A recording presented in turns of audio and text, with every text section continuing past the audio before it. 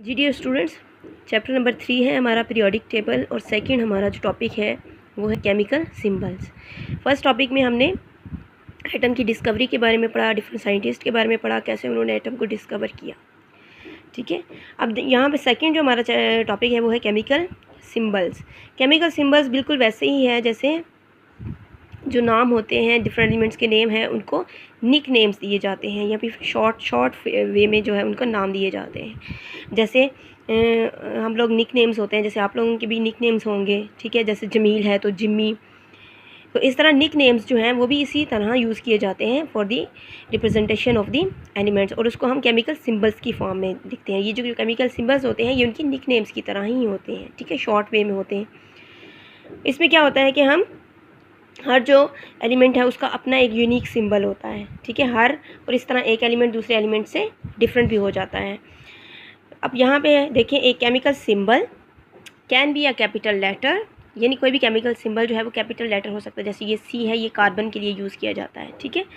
Carbon का first letter है CARBON, carbon है, तो सी उसका फर्स्ट लेटर जो है उसको कैपिटल फॉर्म में हम एज अ केमिकल सिंबल जो है वो यूज़ करते हैं फॉर कार्बन। इसी तरह कैपिटल लेटर जो है followed by a lower case letter, यानी एक फर्स्ट लेटर जो है उसका कैपिटल हो जाएगा और साथ उसके एक शॉर्ट जो है वो लोअर केस लेटर हो जाएगा, जैसे कि कैल्शियम है, ठीक है, CA की फॉर्म में है जो है इसका केमिकल सिंबल है, ठीक है, has the symbol CA which comes from the first 2 letters of its English name, यानी ये जो इसका नाम है कैल्शियम, इससे CA जो है इसके फर्स्ट 2 लेटर से लिया गया है, ठीक है, ये इसका क्या है, केमिकल सिंबल है। इसी तरह आयरन है हमारे पास, आयरन जो होता है उसका सिंबल क्या है, Fe। हालांकि आयरन जो है IRON है, लेकिन उसका केमिकल सिंबल क्या है, Fe।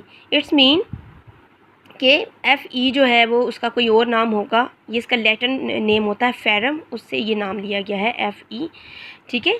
लैटिन जो नेम है, लातीनी जो नाम है इसका, लैटिन जो नेम है इसका वो है फेरम, और ये Fe जो है आयरन के लिए वहीं से लिया गया है।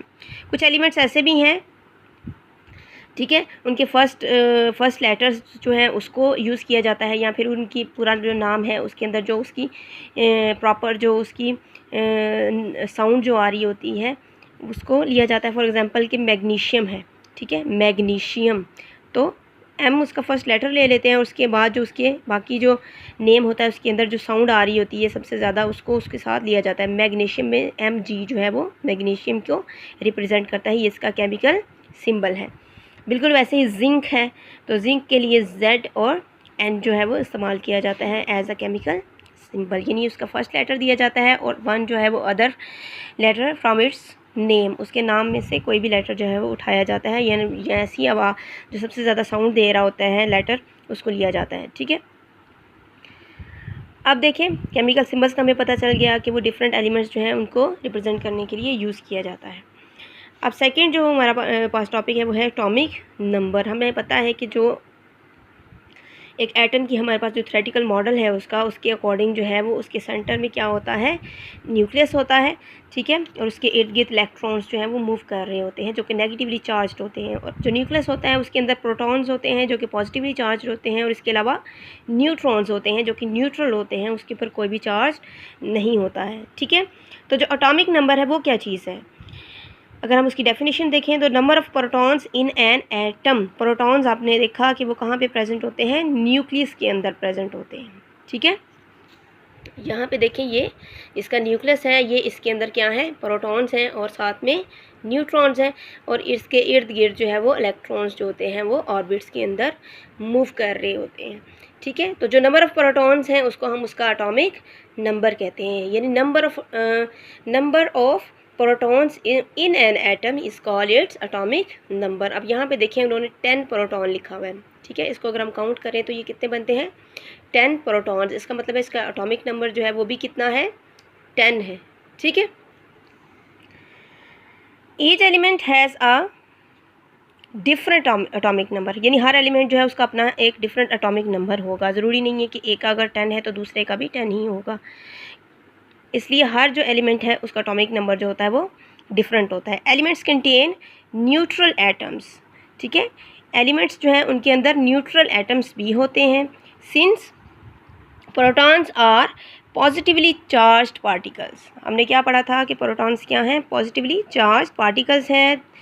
तो इसका मतलब है कि जितने पार्टिकल्स जो हैं वो पॉजिटिवली चार्ज्ड हैं उतने he must be equal number of negatively charge electrons जो कि उसके इर्द गिर्द जो है वो न्यूक्लियस के इर्द गिर्द मूव कर रहे होते हैं। यानी जितने प्रोटॉन पॉजिटिव होंगे वो उतने ही नेगेटिव इलेक्ट्रॉन्स को अपनी तरफ अट्रैक्ट करेंगे। ठीक है, इसका मतलब है दोनों की अमाउंट जो है वो नंबर जो है वो इक्वल होंगे। The atomic number is also tell us, इसका मतलब है कि एटॉमिक नंबर प्रोटॉन की बात बताता है, हमें प्रोटॉन के नंबर के बारे में बताता है। अगर हम ये कहते हैं कि यहाँ इस एलिमेंट के अंदर 10 प्रोटॉन है तो इसका मतलब है कि जितने प्रोटॉन होंगे उतने ही इलेक्ट्रॉन होंगे, क्योंकि जितने पॉजिटिवली चार्ज प्रोटॉन्स होंगे वो उतने ही नेगेटिवली चार्ज इलेक्ट्रॉन्स को अपनी तरफ अट्रैक्ट करेंगे। और अगर 10 पॉजिटिवली चार्ज प्रोटॉन्स हैं तो वो 10 नेगेटिवली चार्ज इलेक्ट्रॉन्स को अपनी तरफ अट्रैक्ट करेंगे। तो एटॉमिक नंबर जो है वो हमें प्रोटॉन्स के नंबर के साथ साथ इलेक्ट्रॉन्स जो होते हैं उनका नंबर जो है उसके बारे में भी बताते हैं। ठीक है, उसके बाद है मैस नंबर। मैस नंबर क्या होता है, न्यूक्लियस के अंदर होते हैं प्रोटॉन्स और न्यूट्रॉन्स। ठीक है, तो मैस नंबर का यहाँ पे देखिए फार्मूला क्या है, number of protons plus number of neutrons. यानी उस न्यूक्लियस के अंदर नंबर ऑफ़ प्रोटॉन्स कितने हैं और फिर नंबर ऑफ़ न्यूट्रॉन्स कितने हैं, उन दोनों को हम प्लस करेंगे तो हमारे पास मैस नंबर आ जाएगा उस एलिमेंट का जिसकी हम बात कर रहे हैं। ठीक है, protons and neutrons have approximately the same mass. ठीक है, उन दोनों का मैस जो होता है वो सेम होता है। वो ये दोनों कहाँ पे प्रेजेंट होते हैं, न्यूक्लियस के अंदर प्रेजेंट होते हैं। ठीक है, लेकिन इलेक्ट्रॉन्स जो होते हैं वो उस न्यूक्लियस के इर्द गिर्द जो है वो मूव कर रहे होते हैं इन ऑर्बिट्स।